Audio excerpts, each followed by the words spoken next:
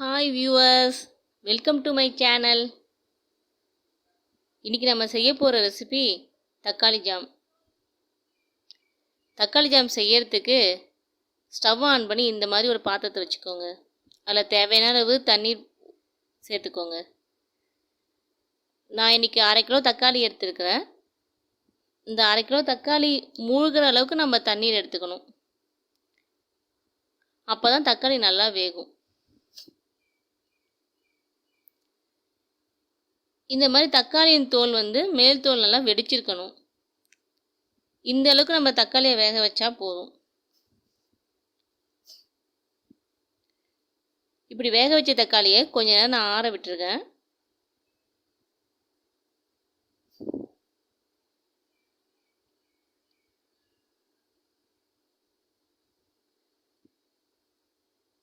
கொஞ்ச நேரம் தக்காளி ஆறின பிறகு இந்த மாதிரி மேல் தோல் பகுதியை மட்டும் நான் தனியாக எடுத்து வச்சுக்கிறேன்.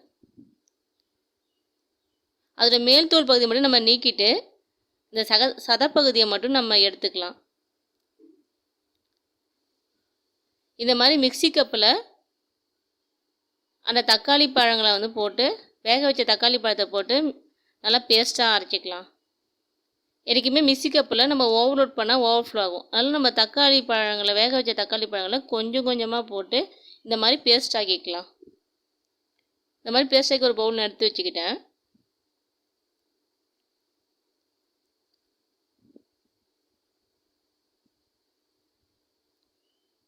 அடுத்து ஸ்டவ் ஆன் பண்ணி வானலில் வைங்க. வானலி சூடான பிறகு 3 ஸ்பூன் நெய் விட்டுக்கோங்க.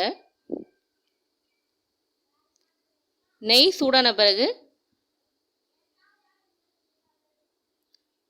ஒரு பட்டை சேர்த்துக்கோங்க. ஒரு நசுக்கின ஏலக்காய் சேர்த்துக்கோங்க. 2 கிராம்பு சேர்த்துக்கோங்க.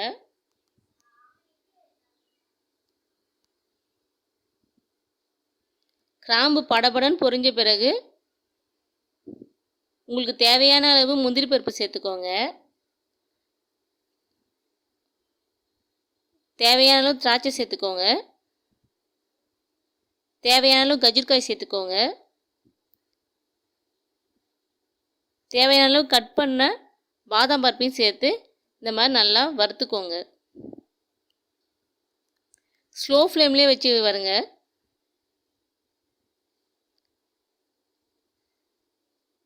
எப்பவுமே இந்த மாதிரி பருப்பைனா நம்ம வறுக்கும்போது ஸ்லோ ஃப்ளேமில் வச்சு தான் வறுக்கணும். அப்போ தான் அந்த பருப்பு கருகாமல் இருக்கும். ஸ்லோ ஃப்ளேம்லேயே மெதுவாக வச்சு இந்த மாதிரி பொன்னிறமாக வறுத்துக்கோங்க. முந்திரி பருப்புனா பொன்னிறமாக வறுபட்ட பிறகு நம்ம அரைச்சி வச்சுருக்க இந்த டொமேட்டோ பேஸ்ட்டை இது கூட சேர்த்துக்கோங்க. இப்படி கரண்டியால் கிளறி விடுங்க.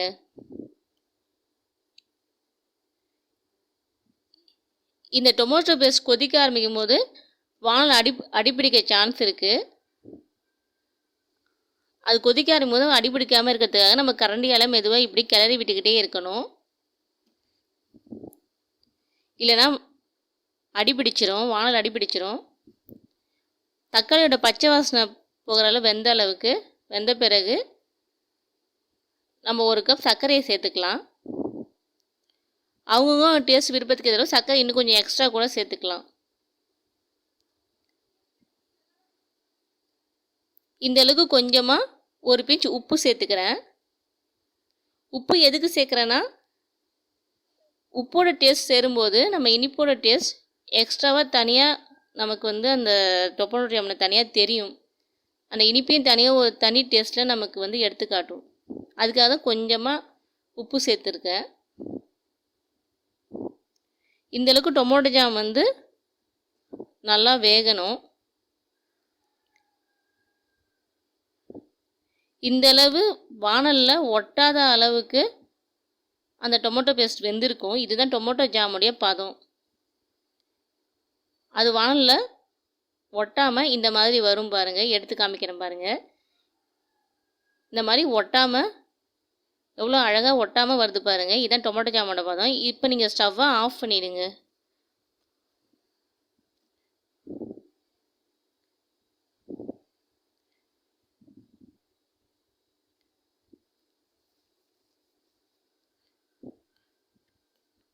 டொமேட்டோ ஜாம் இப்போ ரெடி ஆயிடுச்சு.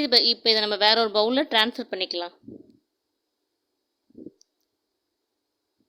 தேங்க்ஸ் ஃபார் வாட்சிங். இந்த ரெசிபி உங்களுக்கு பிடிச்சதுன்னா ஒரு லைக் போடுங்க. எங்களோட வீடியோ உங்களுக்கு உடனுக்குடனே கிடைக்கணும்னா சப்ஸ்கிரைப் பண்ணுங்கள். தேங்க்ஸ் ஃபார் வாட்சிங்.